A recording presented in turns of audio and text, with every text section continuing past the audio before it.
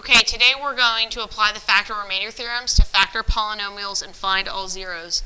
Before we do that, I want you to pause the video and work on the following warm-up.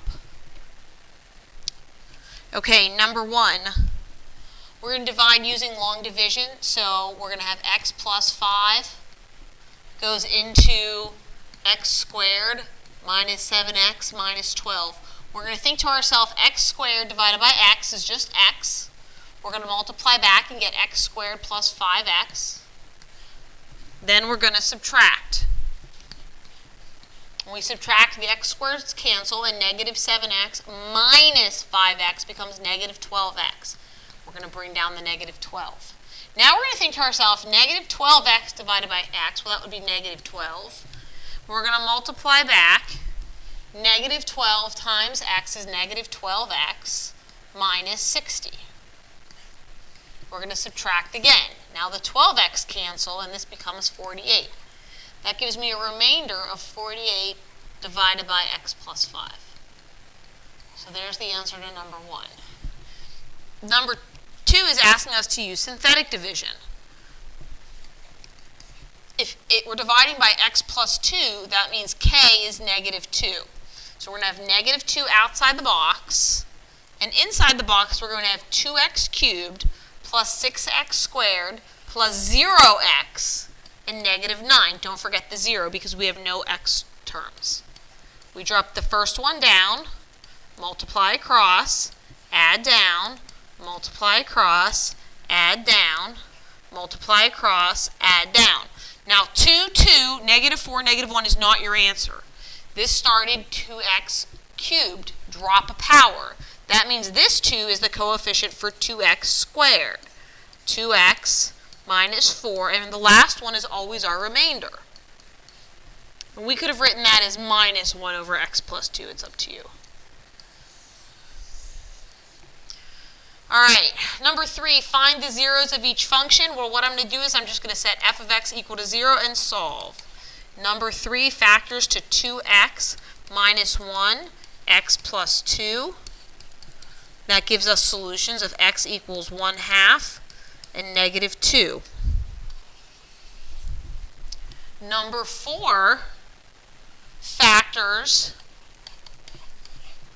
to x squared minus 4, x squared minus 5. Now you can continue to factor this if you want, or you can just set each one equal to 0 and don't forget your plus or minus. This gives us x equals plus or minus 2, and from the other one we get plus or minus root 5. Pause the video now, get out your homework so you can check it. Well, pause the video after I turn the page. If you have questions from last night's homework that you can't figure out, please come see me at lunch tomorrow. Today we're going to talk about the factor theorem and the remainder theorem. The factor theorem says a polynomial f of x has a factor x minus k if and only if f of k equals 0. The remainder theorem says that a polynomial f of x is divided by, if it's divided by x minus k, then the remainder equals f of k. Now, if you think about it, these go together. If something factors, it should not have a remainder. We need the remainder theorem for the factor to work, for the factor theorem to work. Because if the remainder is equal to f of k and the remainder is 0, that means it divides evenly. You really just need to be able to put this all together using synthetic division and synthetic substitution. Remember, this is the same process. For synthetic substitution, given f of x, find f of k. We put k outside, we go through the whole procedure, and that last answer is f of k. Synthetic division, we take f of x, divide by x minus k, same procedure, and now that last number is the remainder. If f of k equals 0, that's the same thing as having a remainder of 0. So if we find f of k and that equals 0, that means that this x minus k divided in evenly. So, putting it all together, if f of k equals 0, this is the same thing as a remainder of 0. This means that x minus k divides evenly. It means we can say that x minus k is a factor of f of x. And it also means that k is an x-intercept of the function. All right. What we're going to do is we're going to do one giant example. You need to write this down. You really should have written everything down, but you can get it off YouTube later if you didn't already. Let's say we have f of x equals 3x cubed minus 11x squared minus 6x plus 8. We want to find f of 4. And then we're going to use that to factor f of x completely. I want you to notice something. There are 1, 2, 3, 4 terms. If I try to group this, there is no greatest common factor I can take out here that makes this factor. If I could take out a 2 here, and then I got 3x, but then I have minus 4. These don't match.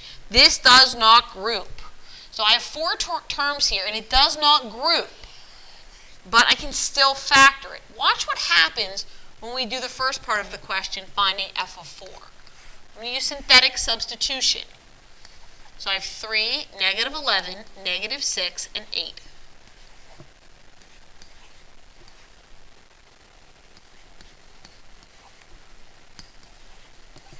Because we end up with a 0, that means that x minus 4 is a factor of f of x. X minus 4, remember, because it's always x minus k, and k is 4. All right. If x minus 4 is a factor, that means that it's going to be x minus 4 times whatever this means. Well, it was 3x cubed. That means that this is 3x squared plus 1x minus 2. So now I've rewritten f of x using f of 4, which, remember, f of 4, just to state the answer, f of 4 is 0. Well, now, to factor completely, let's see if this factors any further. So we solve our x minus 4, and I'm just going to guess and check here. I've got a 3, so this is going to have to be a 3x, and this is going to be an x, and I have a 2 here. I'm guessing and checking because I have a lot of prime numbers. Now, I want to end up with a 1 here. This is a negative 2, so let's try negative 2 here plus 1.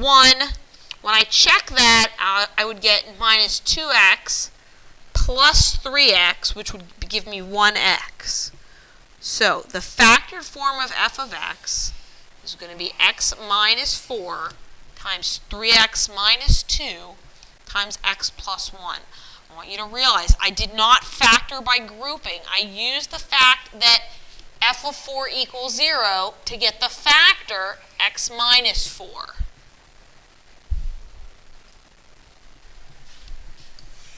All right, so let's do a few of these. Factor the polynomial given that f of k equals 0. Then find all the other zeros. Well, if I'm told that f of k equals 0, what does that mean? It means that x minus k is a factor. Okay, so I know, the second I see this, I know x minus 3 is a factor. So I'm going to divide that out using synthetic division.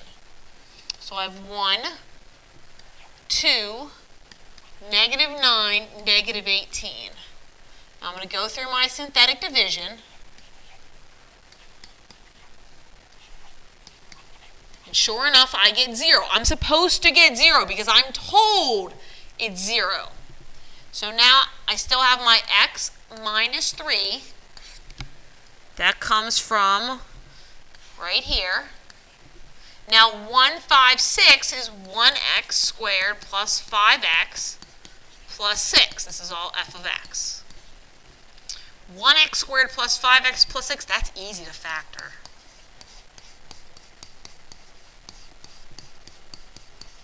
So here is the factored form. I have factored the polynomial. That's the first thing I'm asked for. Then find the other zeros. My other zeros are negative 3 and negative 2. I'll add 3 in there just for fun. All right, take a moment. Write down number 2. Let's do this one together also.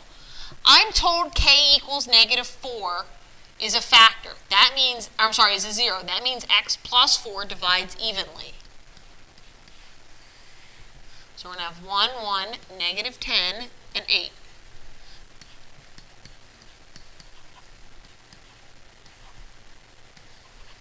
Again, I'm supposed to get that. If I don't get a 0, I have a problem because I'm told that it's 0. So now f of x equals, we knew that x plus 4 was going to be the first factor, and now this is going to be 1x squared minus 3x plus 2. Now, 1x squared minus 3x plus 2, that's not so bad. That's just going to be x minus 2, x minus 1. It said, then find all the other factors, or all the other zeros.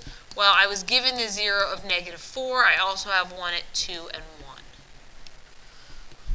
All right. Ladies and gentlemen, I want you to write down number 3. I want you to pause the video, and I want you to work on number 3, and what the heck, work on number 4 also.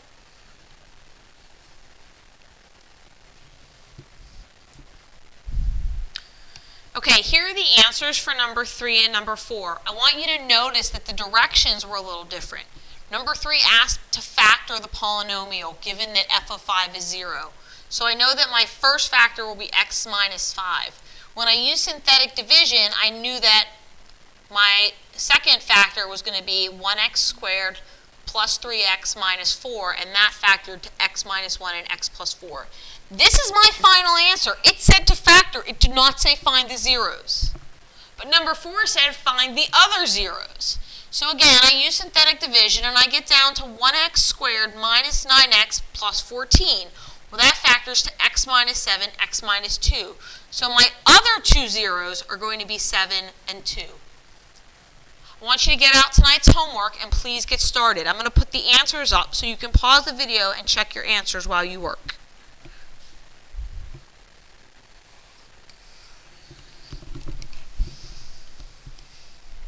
So you should be working on practice 6.5b, numbers 1 to 20. Here are the answers so you can check your work. There should be a significant amount of work for each problem.